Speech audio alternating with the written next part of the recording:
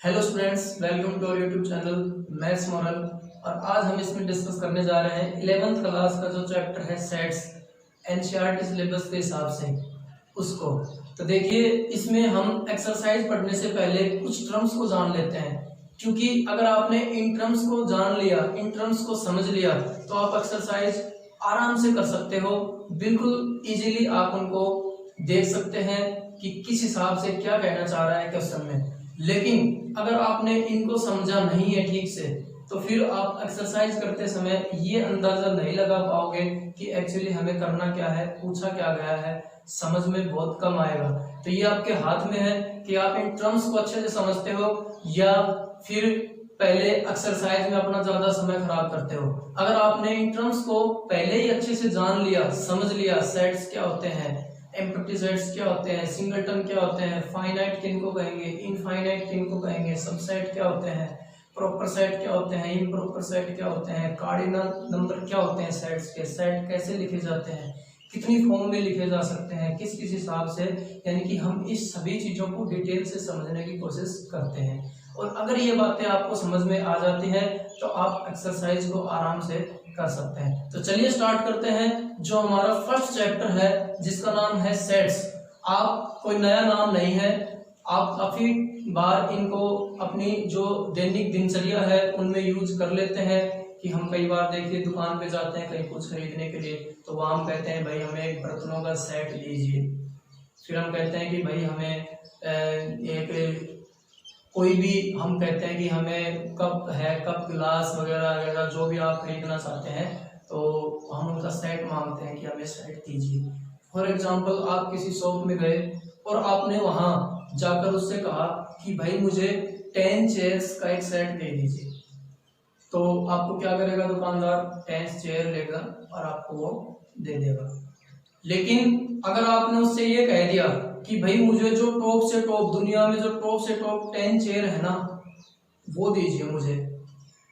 अब जो दुकानदार है वो सोचेगा कि भाई 10 चेयर्स कौन कौन सी हो सकती हैं टॉप।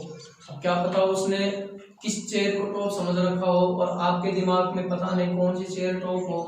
फिर अगर आपको दुकानदार दे देता है तो फिर आप कहोगे नहीं जी ये तो नहीं है, मैंने एक और है टॉप। फिर वो कहेगा नहीं ये वो टॉप नहीं है, उससे टॉप तो ये है। क्या हुआ इसमें? देखिए समझिए इस बात को। जब आपने उसको ये कहा कि मुझे 10 चेयर्स दे दीजिए, यानी कि एक सेट दीजिए मुझे चेयर्स का जिसमें 10 चेयर होनी चाहिए, तो वो आराम से आपको वो 10 चेयर दे रहा है, क्योंकि आपने उसको कह दिया कि भाई मुझे इस कंपनी की या इस टाइप की मुझे 10 चेयर्स दे दीजिए। अगर उसके पास है तो वो आपको 10 चेयर्स दे देगा। लेकिन अब आपने उसको ये कह दिया कि मुझे वर्ल्ड में जो सबसे टॉप 10 चेयर्स है ना भाई, उनको दो। अब वो खुद सोचेगा कि भाई ये कौन सी चेयर्स है जो टॉप 10 में है, या फिर किस चेयर को मैं टॉप में मानूं। पता नहीं वो किसी चेयर को टॉप में मान रहा हो, भाई मैं किसी चेयर को टॉप में मान रहा हूँ, तीसरा किसी और ही चेयर को टॉप बना रहा है। यानी कि आपने उसको अच्छी तरीके से बताया ही नहीं, आपने डिफाइन ही नहीं किया उसको कि एक्चुअली वो दे क्या तुम्हें। तो इसलिए देखो सेट्स की डेफिनेशन यहाँ से हमें समझ में आ रही है।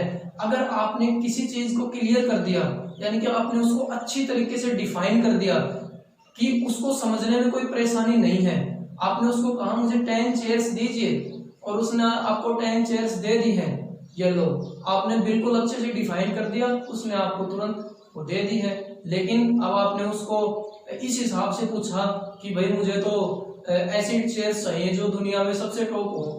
अब वो तो कंफ्यूजन में आ गया कि भाई क्या करूं, किस टाइप की दूं। तो यहाँ से देखिए हम सेट्स की डेफिनेशन को पता चला सकते हैं आराम से कि सेट होता क्या है।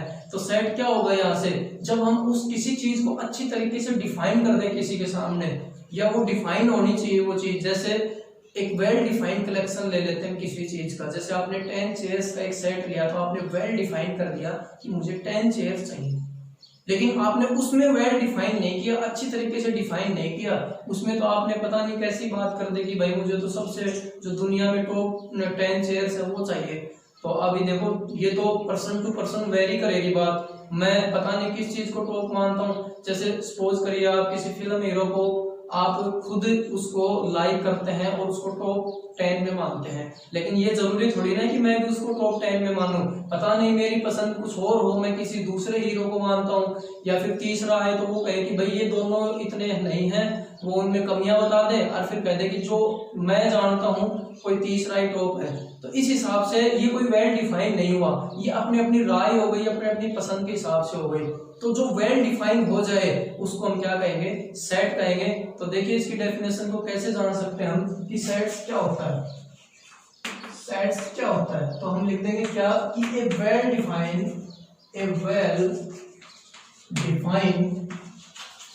कलेक्शन। ए वेल डिफाइंड कलेक्शन का मतलब भाई हमने 10 कहा, 20 कहा, 50 कहा, जो भी कहा वो कलेक्शन हो गया।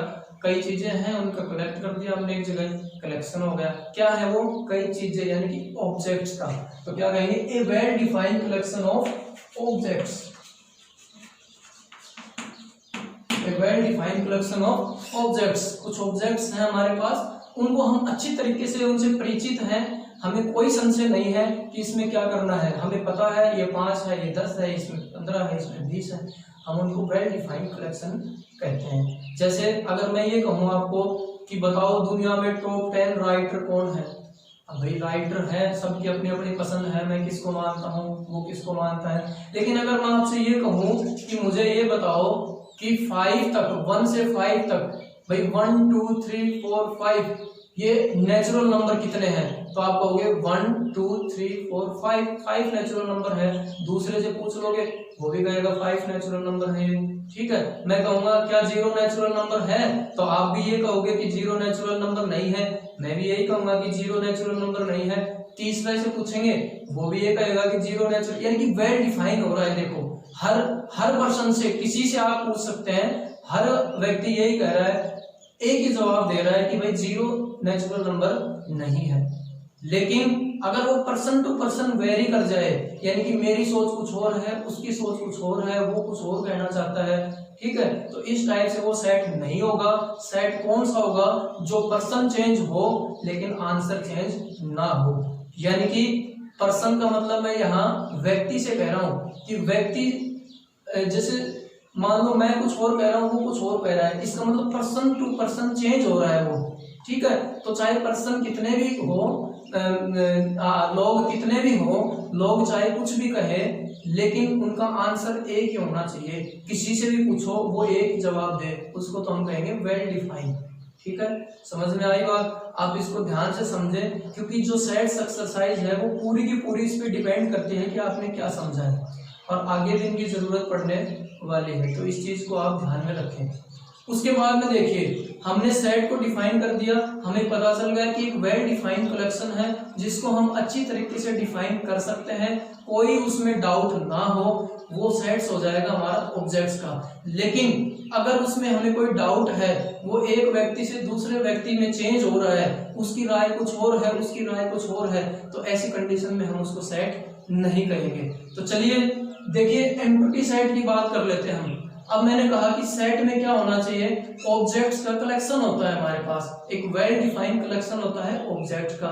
लेकिन अगर उसमें ऑब्जेक्ट ही नहीं है तो फिर क्या होगा, वो एम्प्टी सेट, यानी कि उसमें कोई भी नंबर उसके अंदर नहीं है।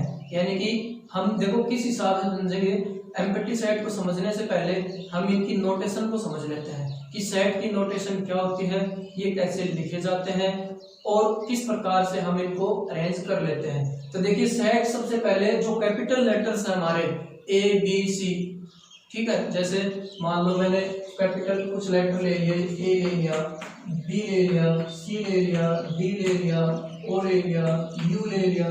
आप इस हिसाब से जो कैपिटल लेटर्स हैं आप उनको सेट की नोटेशन में रख लेते हैं। उसके बाद जो अल्फाबेट के अंदर जो आपके कैपिटल लेटर हैं उनको तो आपने सेट में ले लिया, लेकिन जो स्मॉल लेटर में लिखे जाते हैं उनको आपको क्या लेना है, उनके एलिमेंट्स के रूप में लेना है। एलिमेंट्स समझिए क्या होंगे, जो सेट के अंदर जितने भी, जो भी हम डिफाइन करने के बाद जो लिखते हैं उनको हम कोमास से सेपरेट कर देते हैं। तो जितने कोमास से हम सेपरेट करते हैं उतने ही नंबर उसमें हो जाते हैं। इससे पहले आप ये समझिए कि सेट जो होता है वो हमारा कौन कौन सी फॉर्म में लिखा जाता है, तो पहले उस बात को समझ लेते हैं। ये तो नोटेशन हो गए सेट्स के, ए बी सी डी ओ आई, जो भी है बड़े लेटर्स में, जो भी कैपिटल लेटर्स में लिखे गए हैं वो सेट्स की नोटेशन है, यानी कि हम सेट को उससे रिप्रेजेंट कर सकते हैं। लेकिन जो स्मॉल लेटर में लिखे जाते हैं वो उनके एलिमेंट होंगे। अब हम एलिमेंट को डिटेल से जानेंगे, उससे पहले हम जान लेते हैं कि सेट दो फॉर्म में लिखा जाता है।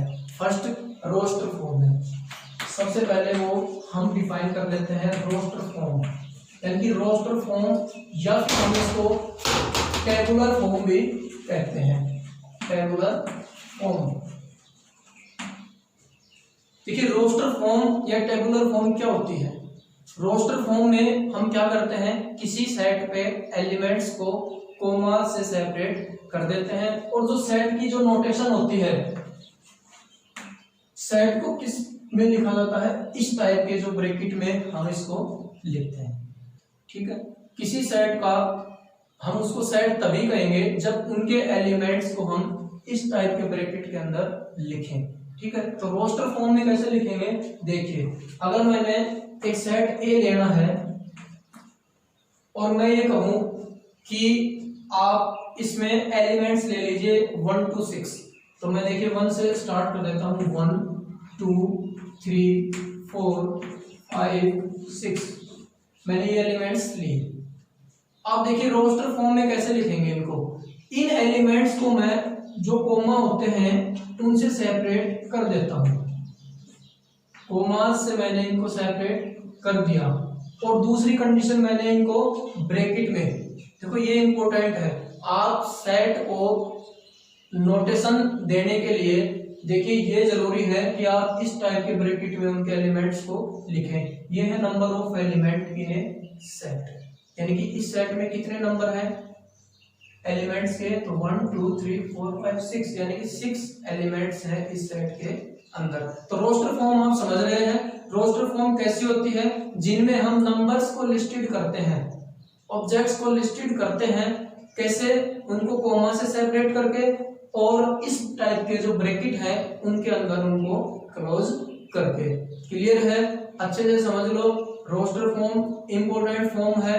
उसके बाद में हम जानते हैं सेट बिल्डर फॉर्म, यानी कि सेट को बनाने वाली फॉर्म। इस रोस्टर फॉर्म को हम उसके हिसाब से देखो कैसे बनाते हैं, इस चीज को आप समझोगे। सेट बिल्डर फॉर्म यानी कि सेट को बनाने वाली फॉर्म इंपॉर्टेंट फॉर्म है, क्योंकि उसी से तो हम इन सेट इस टाइप के सेट फिर वहां से बना पाएंगे। तो देखिए उसको लिखते कैसे हैं, अगर मैं यहाँ डिफाइन करूँ आपके सामने set builder form, set builder form का मतलब क्या है,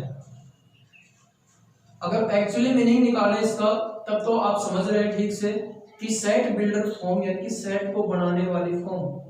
अब सेट को बनाने वाले फॉर्म से क्या मतलब है, देखिए जैसे सपोज करो हम इसको लिखेंगे कैसे, नोटेशन वही है सेट की ए, ठीक है, और मैं आपसे ये कह दूं कि मुझे ओड नंबर लेने हैं, ठीक है, मुझे ओड नंबर लेने हैं, पॉजिटिव ओड नंबर लेने हैं। चलो मैं ये कह देता हूं आपको कि मुझे पॉजिटिव ओड नंबर लेने हैं, positive odd numbers, positive odd numbers less than 8। अगर मैं आपसे ये कहूं कि भाई मुझे एक सेट बना के दिखाए आप जिसमें मुझे पॉजिटिव ओड नंबर लेने हैं जो 8 से छोटे होने चाहिए, तो आपको पता है पॉजिटिव ओड नंबर कौन कौन से होंगे भाई हमारे पास, कहाँ से स्टार्ट करेंगे, अब पॉजिटिव है तो सीधी सी बात है पॉजिटिव इंटीजर्स में मिलेंगे, तो 1 पॉजिटिव ओड नंबर है। तो यहाँ मैं देखिए अगर रोस्टर फॉर्म में लिखूं इस बात को तो कैसे लिखूंगा, चलो पहले रोस्टर फॉर्म में लिख लेते हैं। तो रोस्टर फॉर्म में मैं इस बात को कैसे लिखूंगा, यहाँ देखिए मैं 1 2 इवन नंबर है, फिर 3 ओड नंबर है, तो 3, फिर 4 इवन नंबर है, 5 6 इवन नंबर है, 7। अब 8 से छोटा बताया है हमें, अब 8 के बाद 9 8 से बड़ा चला जाएगा, तो यानी कि हमारा जो सेट हुआ है उसमें कितने एलिमेंट आए, 4 एलिमेंट आए, 1 2 3 4 एलिमेंट हमारे सेट के अंदर आए। और वो कौन कौन से हैं, 1 3 5 एंड 7, यानी कि 4 एलिमेंट हमारे जो सेट है उसके अंदर आए। कब आए, जब हमने ये कंडीशन दी कि पॉजिटिव ओड नंबर होने चाहिए, पॉजिटिव ओड नंबर होने चाहिए लेस देन 8 से छोटे होने चाहिए।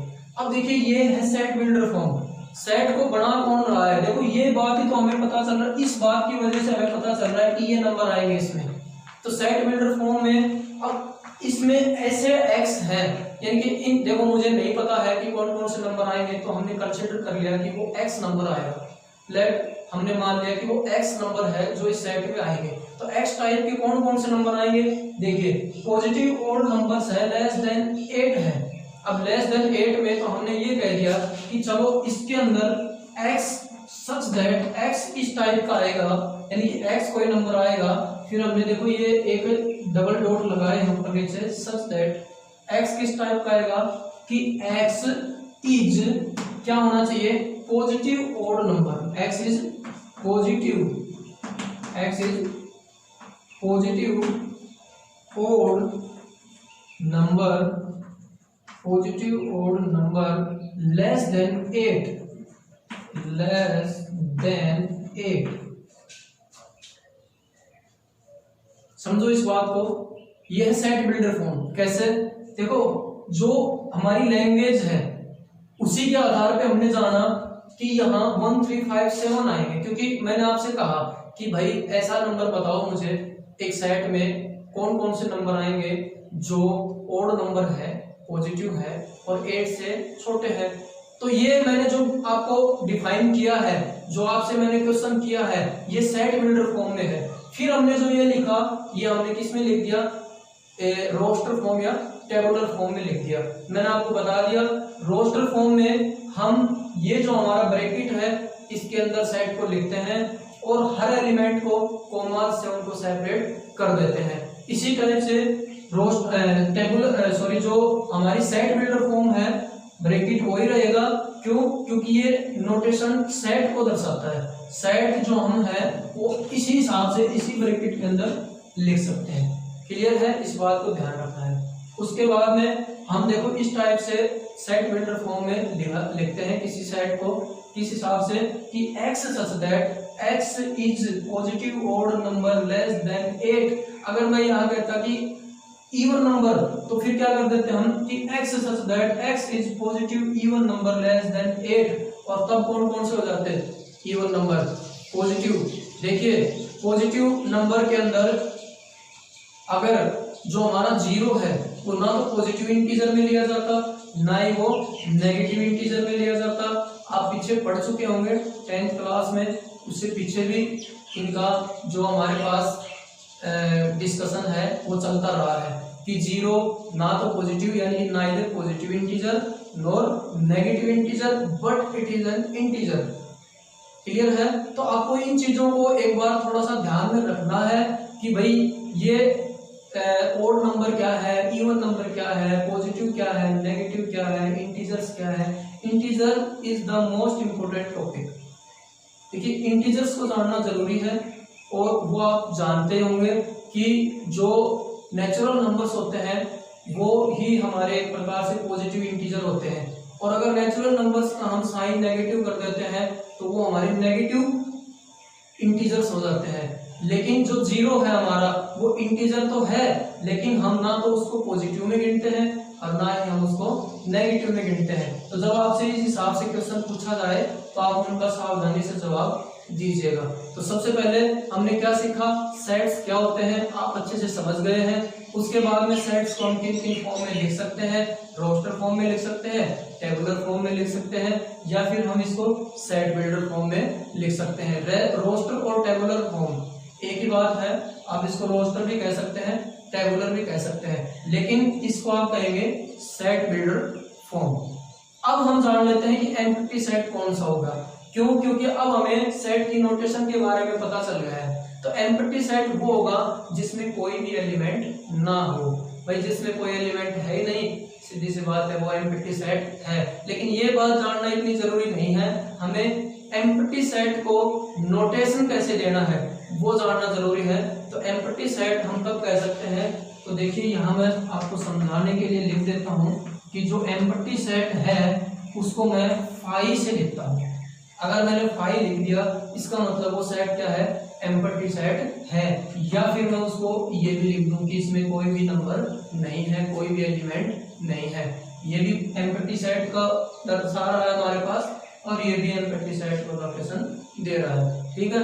यानी कि इसके अंदर देखिए कोई एलिमेंट नहीं है, एम्प्टी सेट है, हम इसको फाई से भी डिनोट कर सकते हैं। क्लियर है। अब इसके बाद में देखिए हम जो टर्म्स जानने वाले हैं, फाइनाइट और इनफाइनाइट सेट। इंपॉर्टेंट टर्म है, अगर आप इसको ठीक से समझ लेते हैं तो जब आप क्वेश्चन करोगे फर्स्ट एक्सरसाइज सेकंड एक्सरसाइज में तो आपको बिल्कुल भी परेशानी नहीं होगी। तो सबसे पहले हम इस बात को और जान लेते हैं कि फाइनाइट और इनफाइनाइट सेट क्या होते हैं, उसके बाद में हम एक्सरसाइज के क्वेश्चन को करके देखते हैं। तो देखिए फाइनाइट सेट हमारे पास वो सेट होते हैं जिनमें नंबर ऑफ एलिमेंट फाइनाइट हो, जिनमें नंबर ऑफ एलिमेंट फाइनाइट हो। मैंने क्या कहा कि फाइनाइट सेट वो सेट होते हैं, मैं यहां लिख लेता हूं फाइनाइट सेट। तो फाइनाइट सेट वो सेट होते हैं जिनमें नंबर ऑफ एलिमेंट फाइनाइट हो। फाइनाइट का मतलब जिनको हम काउंट कर सकें, हमें पता हो कि इसमें 20, 40, 60, 80 या 50, 100, 1000 जो भी है आप उनको काउंट कर सको, यानी कि उनकी आप गिनती कर सको। तो फाइनाइट सेट्स क्या हो जाएंगे कि finite sets are those sets in which the number of elements are finite. Clear है। फाइनाइट सेट वो सेट होंगे जिनमें नंबर ऑफ एलिमेंट क्या है, फाइनाइट है, यानी कि आप उनको काउंट कर सको, आपको पता हो कि हाँ ये चीजें होती हैं। इनफाइनाइट सेट कौन से होंगे, तो आप खुद ही अंदाजा लगा पा रहे हैं कि इनफाइनाइट सेट कौन से होंगे कि जिनमें हम उनको काउंट ना कर सके। जैसे मान लिया आपको मैंने कहा, आप ये सपोज कीजिए कि मैंने आपसे कह दिया कि बताओ नेचुरल नंबर कितने होते हैं। अब सेट तो है ये सेट ऑफ नेचुरल नंबर्स, ठीक है, लेकिन आप कहोगे कि ये तो इंफिनिटी तक होते हैं, तो इंफिनिटी तक होते हैं इसका मतलब क्या है, हम इनको काउंट नहीं कर सकते। तो ऐसे सेट्स को क्या कहते हैं, इनफाइनाइट सेट। तो फाइनाइट सेट जो हमने अभी एग्जांपल लिए थे ये फाइनाइट सेट के हैं कि हमने ये कहा कि x such that x is a positive और इंटीजर, आप इसको काउंट कर सकते थे, इसमें कितने एलिमेंट आए थे। ऐसे सेट्स क्या होंगे, फाइनाइट सेट होंगे। लेकिन अगर मैं ये कहूँ कि set of a natural number, मैं सेट बिल्डर फॉर्म में एक सेट लिख देता हूँ। इनफाइनाइट सेट के बारे में देखते हैं। इनफाइनाइट सेट, देखिए इनफाइनाइट सेट में फाइनाइट आपको समझ में आ गया। जो पीछे हमने एग्जांपल लिए थे जिनको हम काउंट कर रहे थे कि इसमें 3 एलिमेंट है, इसमें 4 एलिमेंट है, इसमें 10 एलिमेंट है, तो वो आप गिन पा रहे हैं उनको, आप समझ पा रहे हैं उनको, तो आप फाइनाइट सेट कहोगे। लेकिन अगर आप उनको काउंट ही नहीं कर पा रहे हो लेकिन वो सेट है, तो ऐसे सेट को क्या कहेंगे, इनफाइनाइट। जैसे इनफाइनाइट सेट में मैं एग्जांपल ले लेता हूँ कि ए मेरे पास एक ऐसा सेट है जिसमें जो एलिमेंट है यानी कि एक्स टाइप के वो क्या है, x such that x is a natural number, x is a natural number। अब देखो x एक नेचुरल नंबर है, तो अब नेचुरल नंबर आपको पता है 1 2 3 4 5 अप टू इंफिनिटी, आप काउंट नहीं कर पा रहे हैं उनको, लेकिन ये सेट है, मैंने इसको लिख दिया है, देखिए सेट बिल्डर फॉर्म में। अगर मैं इसको रोस्टर फॉर्म में लिखूंगा तो कैसे लिखूंगा, a is equal to 1 2 3 4 5 और ये इनफाइनाइट तक चलते रहेंगे। तो ये सेट ऑफ नेचुरल नंबर्स है जिसको हम इनफाइनाइट, इसी हिसाब से मतलब कोई भी सेट आप कंसीडर कीजिए अपनी तरफ से। मैं कहूँ कि सेट ऑफ इंटीजर्स, अब इंटीजर भी तो इनफाइनाइट है भाई, पॉजिटिव भी इनफाइनाइट है, नेगेटिव भी इनफाइनाइट है, जीरो भी इंटीजर है। तो यानी कि आप और भी एग्जांपल अपनी तरफ से करके देखिए इनके कि भाई क्या क्या हो सकते हैं, क्या नहीं हो सकते। तो आपने समझा फाइनाइट और इनफाइनाइट सेट। तो फाइनाइट सेट जिसमें नंबर्स ऑफ एलिमेंट हमें पता हो कि इसमें कितने नंबर ऑफ एलिमेंट हैं। इनफाइनाइट सेट जिसमें हम काउंट नहीं कर सकते, हमें पता ही नहीं इसमें कितने नंबर है, लेकिन ये वेल डिफाइन है, आपको पता है कि नेचुरल नंबर क्या होते हैं। ऐसी बात नहीं है, किसी से भी पूछ लो, आप मेरे से पूछोगे तो भी मैं यही कहूंगा कि भाई 1 2 3 4 5 अप टू इंफिनिटी। किसी और से पूछोगे तो वो भी यही बताएगा आपको कि natural number 1 2 3 4 5 up to infinity. तीसरे पर्सन से पूछोगे, यानी कि पर्सन टू पर्सन ये वेरी नहीं कर रहा है, और जो पर्सन टू पर्सन वेरी ना करे उसी को तो हम सेट्स कहते हैं, क्योंकि वो वेल डिफाइन हो गया, अच्छे से डिफाइन हो रहा है, हर आदमी बदल रहा है, लेकिन बात एक ही है।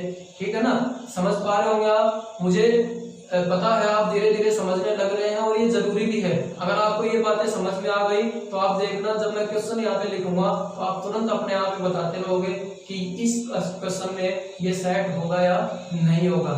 ठीक है, तो चलिए नेक्स्ट टर्म हम डिफाइन कर लेते हैं, equal set, singleton set. Singleton set देखिए, पहले इक्वल सेट से पहले सिंगलटन सेट को समझ लीजिए। सिंगलटन नाम से पता चल रहा है सिंगल, यानी कि जिस सेट में एक एलिमेंट हो। देखिए ज्यादा सोचने की जरूरत नहीं है, सिंगलटन सेट जिस सेट में वन एलिमेंट हो, यानी कि मेरे पास सपोज कर लो कि एक ए सेट है और ए इज इक्वल टू ये मेरे पास सेट है, इसमें एक एलिमेंट है, 2 एक इवन नंबर है। ठीक है, और मैंने कहा कि एक सेट है जिसमें 2 नंबर है, यानी कि 2 नंबर का मतलब ये नहीं है कि नंबर ऑफ एलिमेंट, मैं कह रहा हूं कि 2 मैथमेटिकली 2, यहाँ देखो ये 2 है, तो इसका मतलब इसमें कितने एलिमेंट हुए, एक एलिमेंट हुआ, तो हम इस सेट को क्या कहेंगे, सिंगलटन सेट। इस सेट को हम क्या कहेंगे, सिंगलटन सेट। ठीक है, तो इस हिसाब से आपको ध्यान रखना है, जब क्वेश्चन में आए सिंगलटन सेट तो आपको पता होना चाहिए कि भाई सिंगलटन सेट वो सेट होता है जिसमें कितने एलिमेंट होते हैं, एक एलिमेंट होता है। उसके बाद में देखिए इक्वल सेट। इक्वल सेट आप नाम से ही समझ पा रहे हैं, मुझे समझाने की जरूरत नहीं है। इक्वल सेट वो सेट होंगे, अगर मान लो मेरे पास ए और बी 2 सेट हो गए, क्योंकि जब हमें इक्वल सेट की बात करनी है तो एक सेट में तो हम कर नहीं सकते, 2 सेट तो हमें चाहिए, तो हम मान लो ए और बी 2 सेट ले लेते हैं। चलिए यहाँ पे इसको समझ लेते हैं। इक्वल सेट क्या होंगे,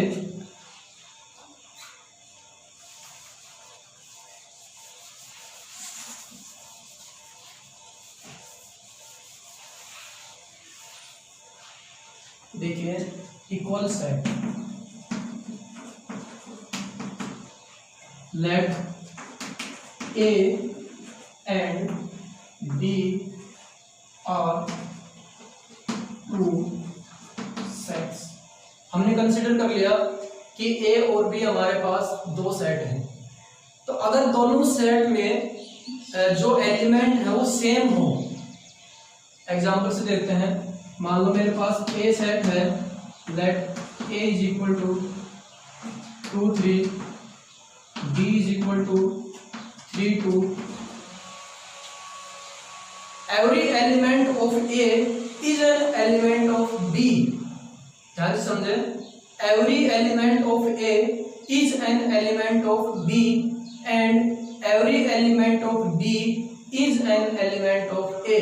यानी कि ए सेट का प्रत्येक एलिमेंट बी सेट में होना चाहिए और बी सेट का प्रत्येक एलिमेंट ए सेट में होना चाहिए। अगर ऐसा होता है तो हम कहेंगे दोनों सेट क्या है, इक्वल है। या फिर हम ये भी कह सकते हैं कि जो नंबर ए सेट में है सेम नंबर बी सेट में होना चाहिए, बराबर होने चाहिए। तो इसका मतलब क्या हुआ कि वो हमारे इक्वल सेट होंगे। तो अगर मैं ये कहता हूँ कि ए और बी हमने 2 सेट कंसिडर कर लिए, पोजीशन से मतलब नहीं है, आप 2 को 3 की जगह लिखें, 3 को 2 की जगह लिखें, कोई मैटर नहीं करता। आप कॉमा से इनको सेपरेट कर सकते हैं, आगे पीछे लिख सकते हैं। ये मत समझिए कि ये तो 2 3 है, ये 3 2 है, नहीं। आपको क्या देखना है कि ए के एवरी एलिमेंट बी में होने चाहिए। तो देखिए 2 है इसमें, बी में भी 2 है, ए में 3 है, बी में भी 3 है। इसके अलावा कोई भी ऐसा एलिमेंट नहीं है जो ए में हो या बी में ना हो, या फिर बी में हो और वो ए में ना हो, तो इस टाइप के सेट्स को क्या कहेंगे, इक्वल सेट कहेंगे। ठीक है, समझ में आ गया इक्वल सेट। उसके बाद में हम डिस्कस कर लेते हैं cardinal number of a finite set. Cardinal number of a finite set क्यों लिखा है, देखिए यहाँ हमने सिर्फ ये क्यों नहीं लिखा कि cardinal number of a set. आप जानते हो हमने अभी पढ़ा है कि फाइनाइट और इनफाइनाइट सेट, फाइनाइट सेट वो जिनमें हम एलिमेंट्स या उनके नंबर ऑफ एलिमेंट्स पता हो हमें, यानी कि हमें पता हो कि इसमें 10 एलिमेंट है, 20 एलिमेंट है, 17 एलिमेंट है, पता होना चाहिए। लेकिन इनफाइनाइट वो जिनमें हम नंबर्स ही नहीं पता कर सकते कि इसमें कितने नंबर ऑफ एलिमेंट हैं, तो इसलिए हमने क्या लिखा है, cardinal number of a finite set. एक फाइनाइट सेट का ही हम कार्डिनल नंबर पता कर सकते हैं। तो आपको ये भी समझ में आ रहा होगा, अगर हम सिर्फ फाइनाइट सेट पे ये लागू करते हैं तो कार्डिनल नंबर क्या हो सकता है। तो कार्डिनल नंबर वही है कि हम उसमें जो नंबर है उनको पता कर लें कि इसमें कितने नंबर हैं, उन्हीं नंबर्स को हम क्या कहते हैं, cardinal number of a finite set. चलिए इसको एक बार समझ लेते हैं। Cardinal number of finite set का मतलब मैंने अभी बताया है आपको कि कार्डिनल नंबर क्या होते हैं। मान लो एक सेट में 6 एलिमेंट है, आपने कोई सेट लिया उसमें आपके पास 6 एलिमेंट है, तो चलिए हम let A is equal to, हमने एक सेट ले लिया और उसके अंदर हमने 6 एलिमेंट ले लिए और मैंने 1 2 3 4 5 6 ले लिया। अब मैं कहूंगा कि इसमें कितने नंबर ऑफ एलिमेंट है, तो आप कहोगे कि जी इसमें 6 नंबर ऑफ एलिमेंट है। तो 6 नंबर ऑफ एलिमेंट है, वही तो है number of element in set ए।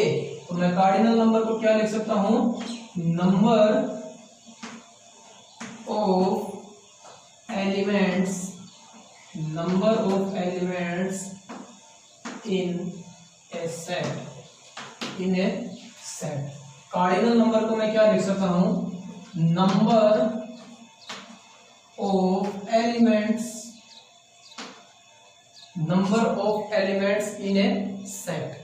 तो अब इस सेट में कितने नंबर हैं, 6 नंबर है। तो आप कहोगे कि कार्डिनल नंबर कितना है इसका, 6 है। और इसको लिखे कैसे उसको समझें कि नंबर ऑफ एलिमेंट, तो नंबर ऑफ एलिमेंट को हम n से लिख देते हैं। ठीक है, इसको ऑर्डर ऑफ सेट भी कहते हैं। ऑर्डर ऑफ सेट यानी कि कितने ऑर्डर का है, 6 एलिमेंट है, 6 ऑर्डर का होगा। ठीक है, तो देखिए नंबर ऑफ एलिमेंट किसमें, सेट के अंदर, तो एन ए यानी कि स्मॉल एन ए, ये हमारे पास क्या कहेंगे इसको, cardinal number, cardinal number n A यानी कि कार्डिनल नंबर। इसको क्या कह सकते हैं हम, ऑर्डर ऑफ ए सेट भी इसको कह सकते हैं। तो एक और डिफाइन कर लेते हैं इसको, ऑर्डर ऑफ ए सेट। एक सेट का ऑर्डर भी ये डिनोट करता है। तो समझ में आ गया आपको, इंपॉर्टेंट है cardinal number of a set, और वो भी किसका, फाइनाइट सेट का। अब इनफाइनाइट सेट का हम कैसे नहीं लिख सकते, मैंने आपको नेचुरल नंबर्स का सेट दिया था, मुझे बताइए आप कि एन ए कितना आएगा, तो आप कहोगे जी इन्फिनिटी है, तो इसका तो हम पता ही नहीं कर सकते। तो कार्डिनल नंबर हमेशा हम एक फाइनाइट सेट का चेक कर सकते हैं, आपको ये चीज ध्यान में रखनी है। कार्डिनल नंबर हमेशा एक फाइनाइट सेट का हम चेक कर सकते हैं। कार्डिनल नंबर होता क्या है, number of elements in A set, number of elements in A set, in the given set. हमारे पास कोई गिवन सेट है, हम कहेंगे कि इसका कार्डिनल नंबर मुझे बताओ, आप क्या कहोगे कि इसमें जो नंबर ऑफ एलिमेंट है that is the cardinal number of this set. तो आपके पास यहाँ 6 एलिमेंट है, आप कहोगे n A is equal to 6, n A is equal to 6, order of a set भी इसको कह सकते हैं। ठीक है, समझ में आया बिल्कुल। इन टर्म्स को आप जान लीजिए। अगर आप समझ रहे हैं इसको, अगर आपको अच्छा लग रहा है और आप ये समझ पा रहे हैं कि भाई हाँ आज हमारा टॉपिक क्लियर हो रहा है, तो आप बिल्कुल भी मिस ना करें। अगर आपको वीडियो पसंद आ रहा है तो हमें भी मोटिवेट करते रहे, साथ साथ आप लाइक जो बटन है उसको प्रेस करें, ताकि मैं और अच्छे से प्रयास करूं। मेरा टारगेट सिर्फ आपको अच्छे से अच्छा समझाने का है। तो आप मुझे मोटिवेट करते रहिए, कमेंट बॉक्स में जरूर बताते रहिए क्या चीज आपको पसंद है, क्या चीज आपको चाहिए, क्या आपको समझ में नहीं आया है, तो मैं उसी हिसाब से आपकी प्रिपरेशन करवाता रहूंगा। और कुछ भी काम को करने से पहले उसको समझना जरूरी होता है, इसलिए आप इन टर्म्स को आप अच्छे से समझें, क्योंकि इनको समझ लेने से आप खुद देखना, जब एक्सरसाइज करने लगेंगे हम तो आप अपने आप ही दिमाग में सोचना महसूस कर देंगे कि हाँ जी ये मुझे आने लगा है। तो देखिए उसके बाद में हम डिफाइन कर लेते हैं इक्विवेलेंट सेट। अब इक्विवेलेंट सेट क्या होता है? इक्विवेलेंट सेट वो सेट, देखिए नाम से पता चल रहा है इक्विवेलेंट। अब आप इक्वल से जोड़िए इसको। हमने पहले पढ़ा इक्वल सेट जिसमें ए सेट के एलिमेंट बी में हो सेम और बी के ए में हो तो वो इक्वल होते हैं। उसके बाद अब देखिए इक्विवेलेंट में क्या होगा? इक्विवेलेंट सेट में हम जो कार्डिनल नंबर हमने पढ़ा है उसका यूज करेंगे। क्या कि नंबर ऑफ एलिमेंट जो ए सेट में है वो किसके इक्वल होने चाहिए? Number of element in set B. यहां से देख लीजिए आप, अगर ए सेट हमारे पास ये है और लेट मैंने एक और सेट बी मान लिया और वो मैंने मान लिया ए बी सी डी ई और एफ।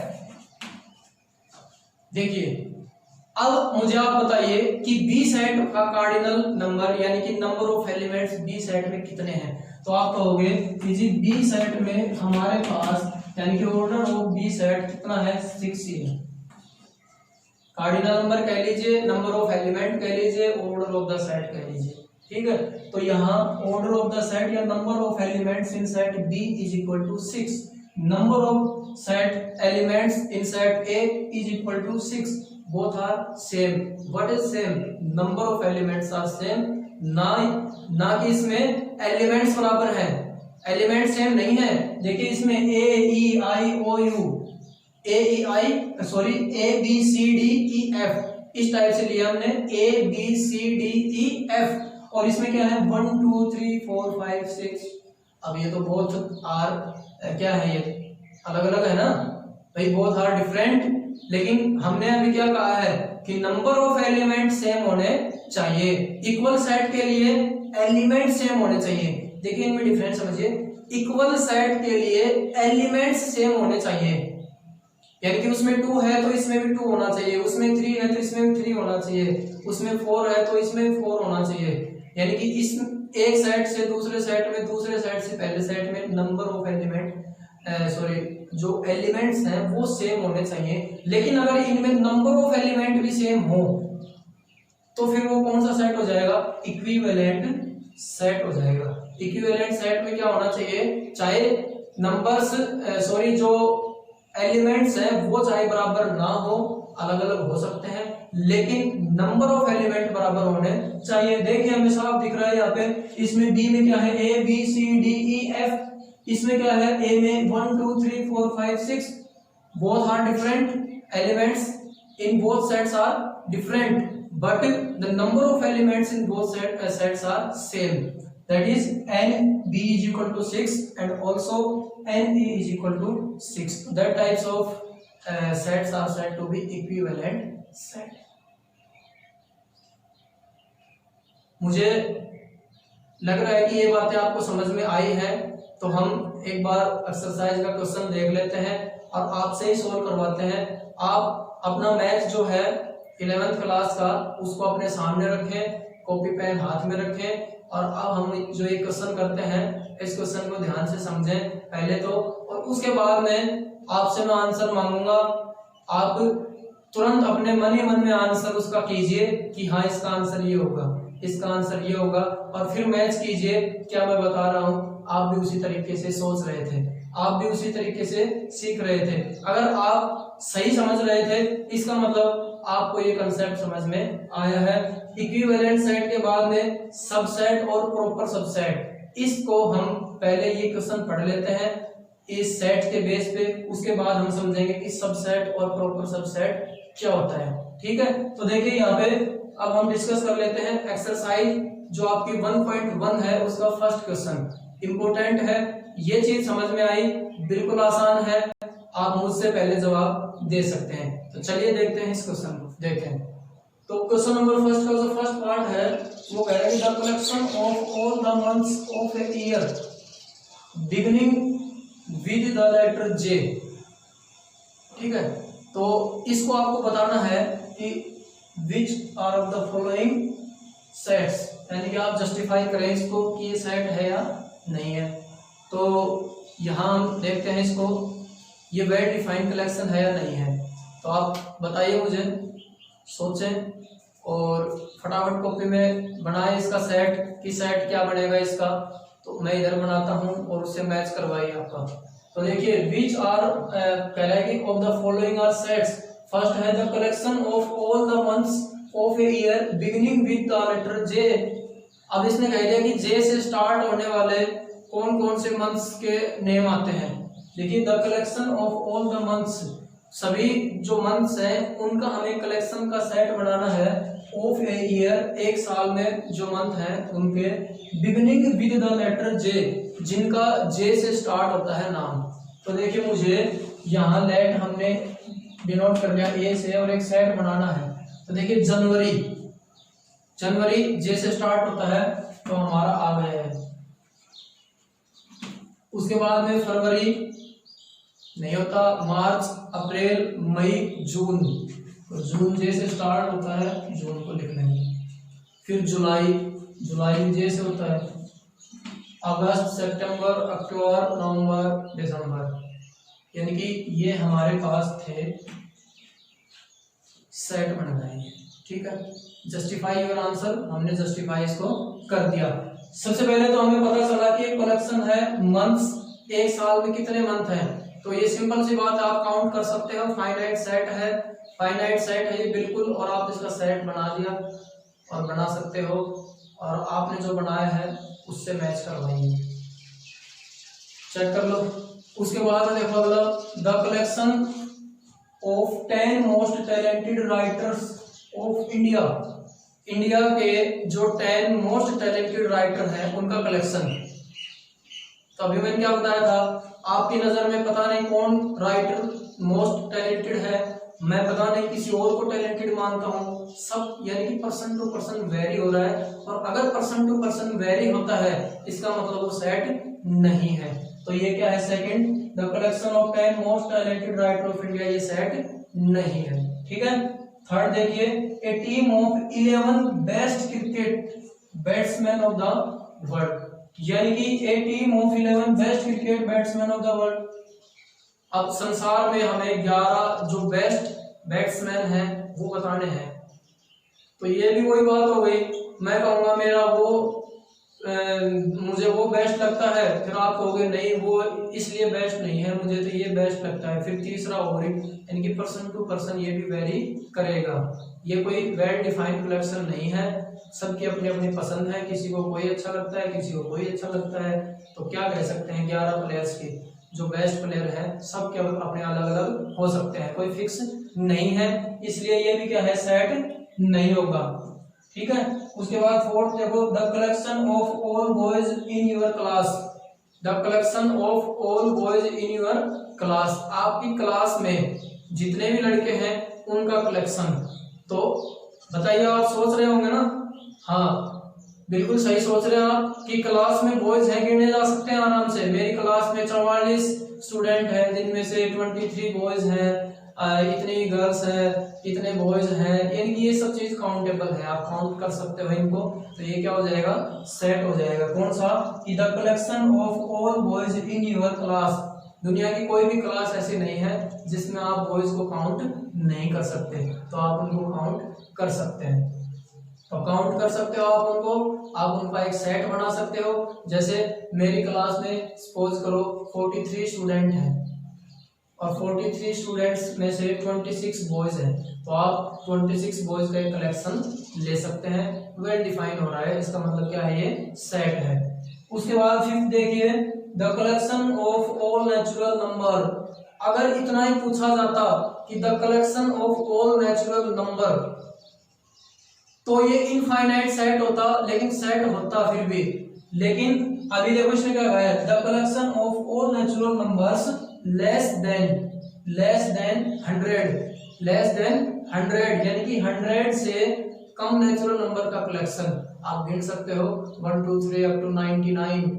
100 से नीचे हैं सारे नेचुरल नंबर, आप कलेक्शन बनाओ, उनका सेट बना सकते हैं आराम से। क्लियर है ना। और अगर ये कहता कि नेचुरल नंबर तो भी सेट तो होता ही है, फिर इनफाइनाइट सेट होता, लेकिन दैट इज फाइनाइट सेट। ये फाइनाइट सेट है, क्यों, क्योंकि इसने हमें बता दिया कि 100 से नीचे नंबर, हमें पता है 99 तक होते हैं, 1 2 3 4 5 6 7 8 अप टू 99। ठीक है, ये भी क्या हो जाएगा, सेट हो जाएगा। क्लियर है ना। अब इसके 5 पार्ट मैंने आपको समझा दिए हैं। इसमें कितने हैं, 4-5 पार्ट और हैं, वो आप ध्यान से खुद कर सकते हैं। अगर आपको उनमें कोई भी प्रॉब्लम है, देखिए वैसे तो मुझे लगता नहीं है कि आपको कोई प्रॉब्लम आएगी, लेकिन फिर भी अगर आपको कोई पार्ट इनमें से फर्स्ट क्वेश्चन में नहीं समझ में आता है तो आप कमेंट बॉक्स में आप मुझे लिखकर बता सकते हैं कि ये क्वेश्चन मुझे फिर भी समझ में नहीं आया।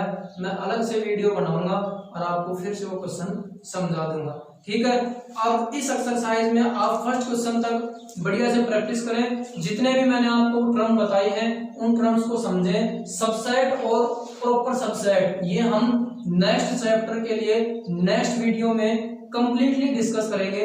इससे पहले जितनी भी जो टर्म्स हैं आप उनको अच्छे से जान लें, अच्छे से समझ लें। और मैं एक बार फिर आपको कहता हूं कि आपका जो लाइक है वही हमारा मोटिवेशन है। तो अगर आपको वीडियो अच्छा लगता है तो आप लाइक करके हमें मोटिवेट करते रहिए, हमें प्रोत्साहन मिलता रहेगा और हम अच्छे से अच्छे तरीके से आपको अत्यधिक प्रयास करते हुए हम आपको पढ़ा सकते हैं। तो अगले वीडियो में हम डिस्कस करेंगे क्वेश्चन नंबर 2 से आगे जितने भी क्वेश्चन है वो एक्सरसाइज के। तब तक के लिए आप इनकी प्रैक्टिस कीजिए, हंसते रहिए, मुस्कुराते भी रहिए और एंजॉय करना बहुत ज्यादा जरूरी है, वो भी आप लगातार करते रहिए। मिलते हैं नेक्स्ट वीडियो में अगले जो बचे हुए क्वेश्चन हैं इस एक्सरसाइज के उनके साथ। Thank you students.